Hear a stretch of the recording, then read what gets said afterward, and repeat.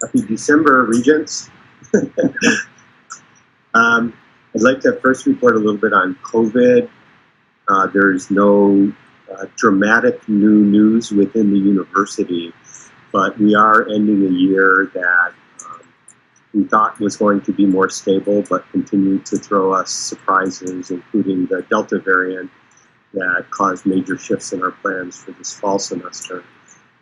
I once again want to congratulate and thank our amazing faculty, staff, and students who all did their part to ensure we had a very successful semester.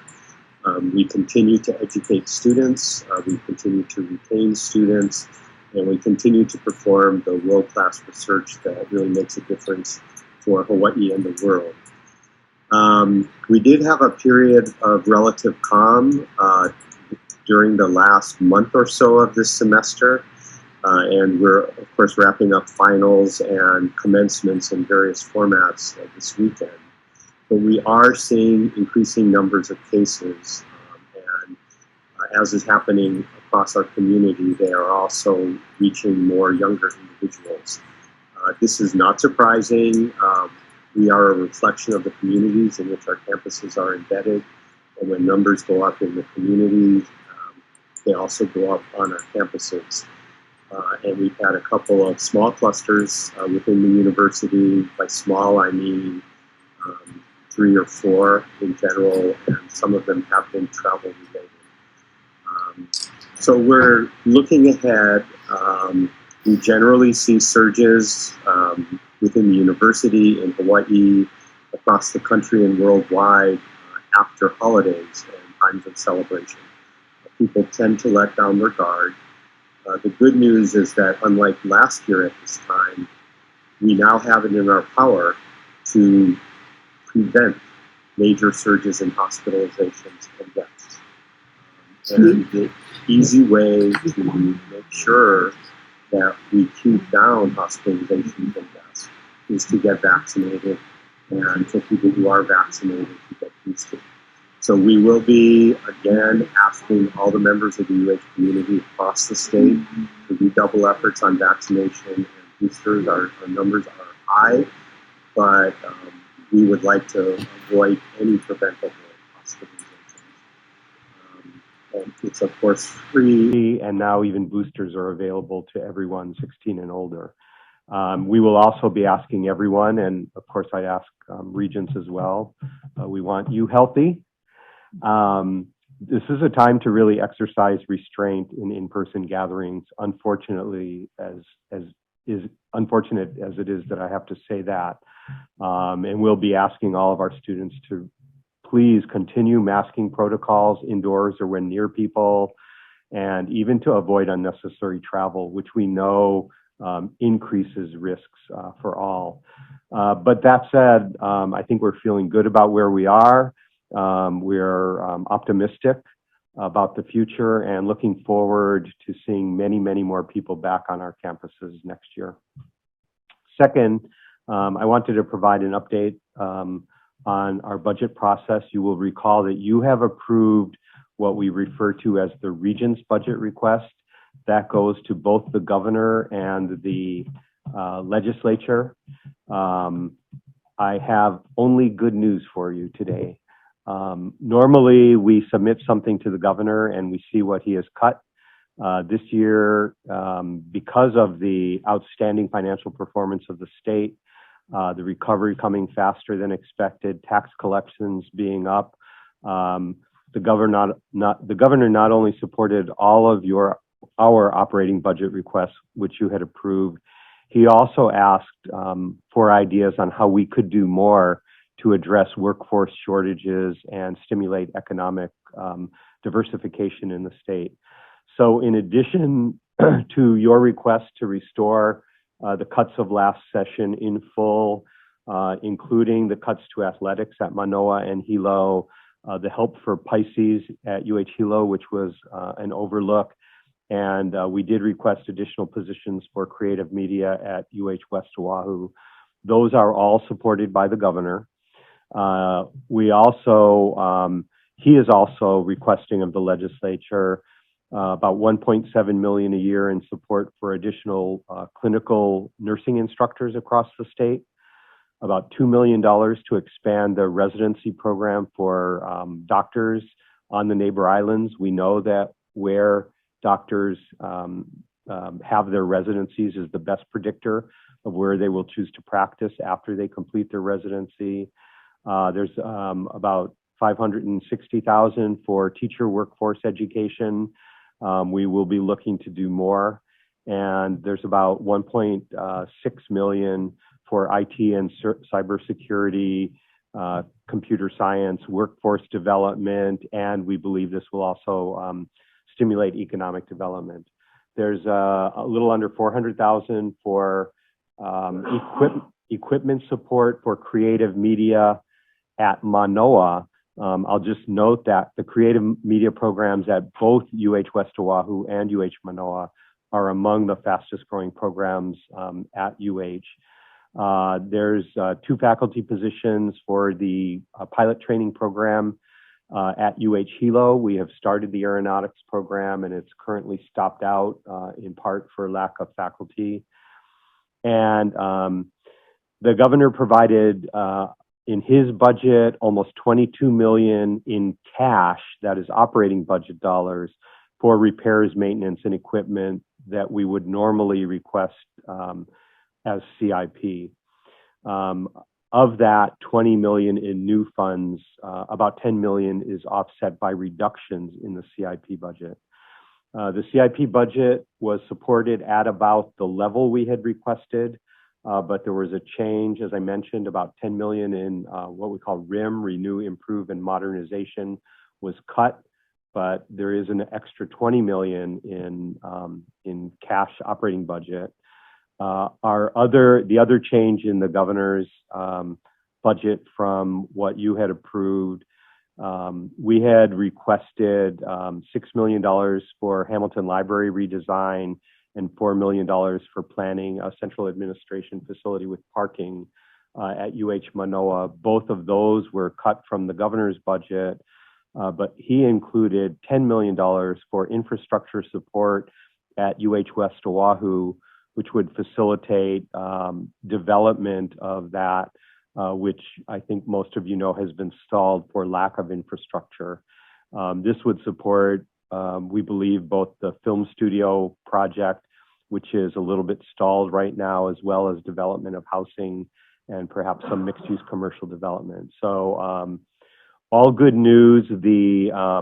This information is actually posted on one of the governor's or the State Department of Budget and Finance web pages, and he will be announcing it all more formally in the days to come.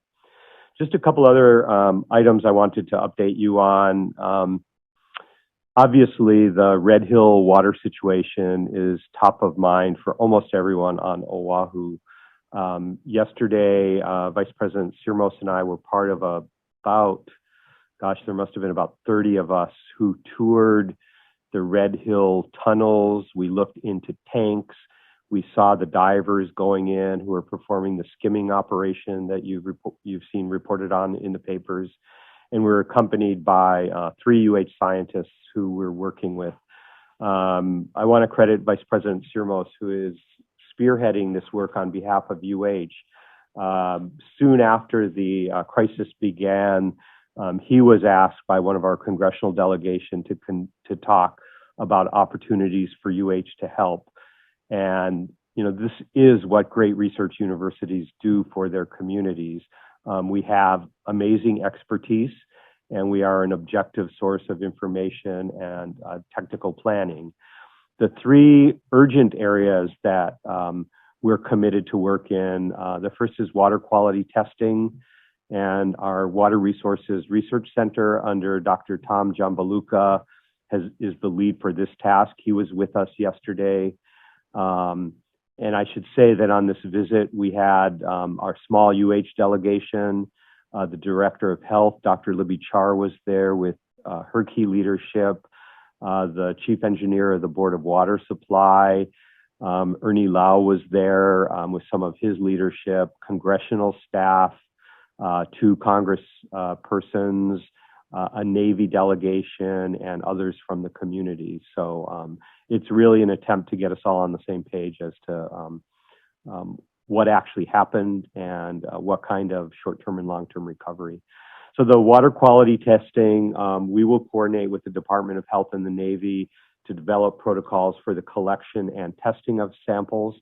While Dr. Jambaluka is a UH Manoa professor, he's collaborating with Leeward Community College students on the collection of the samples. So it's a great partnership among our campuses. The testing facility will be housed under our Water Resources Research Center. This is a federally mandated center, and we're looking at both a short-term plan to be able to do testing and a longer-term sustainable plan. We will also have a biological monitoring of groundwater and sampling by Dr. Tao Yan, he's in engineering and at the Water Resources Research Center, and he's the faculty member who worked with us on testing of the sewage outflow for COVID coming out of our student residence halls. So those meetings are all ongoing. What I'm sharing with you is very much a work in progress. How all of this work will be funded is an open question. The Navy is committed to funding us, but we need to make sure we maintain our independence from them so that the work we do is not subject to oversight as to scientific validity. The second area is on hydrology and geology propagation models. Excuse me. Dr. Don Thomas is the lead. He is physically located in Hilo, but he's a faculty member with SOEST. He is our state's greatest expert on hydrology.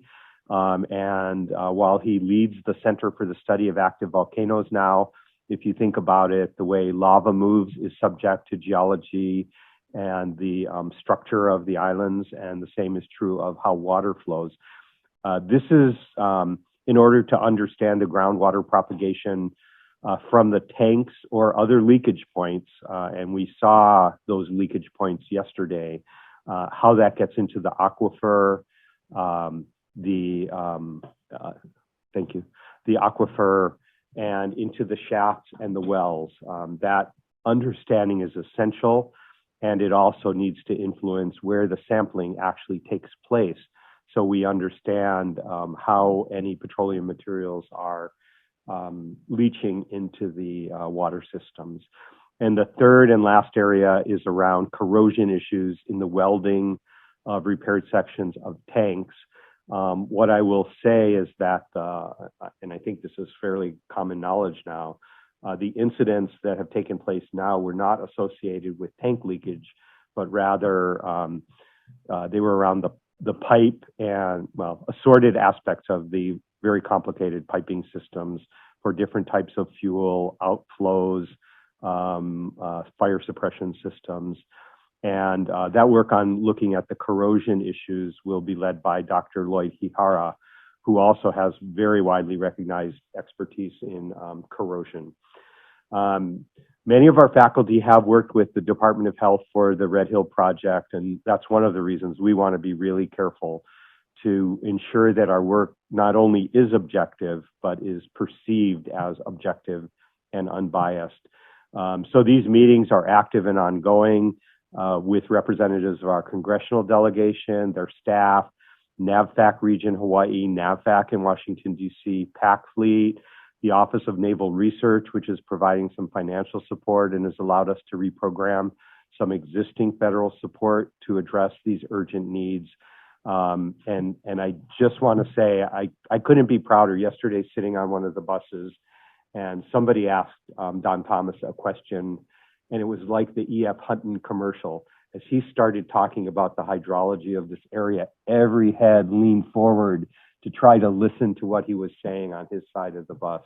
And I think the more our expertise can be engaged in this, the better off our island and moving forward the entire state will be.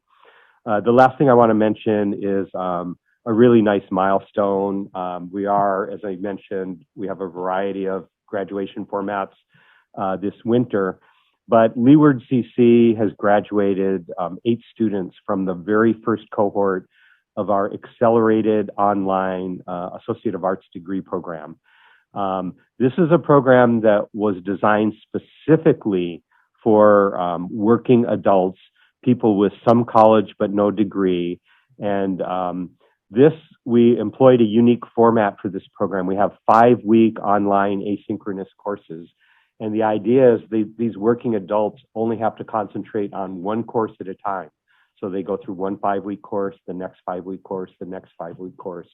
It was extremely popular. It was actually oversubscribed at the beginning. This is the group that started in fall 19, so pre-pandemic, but obviously unimpacted by the pandemic because their program was totally online. The students are excited.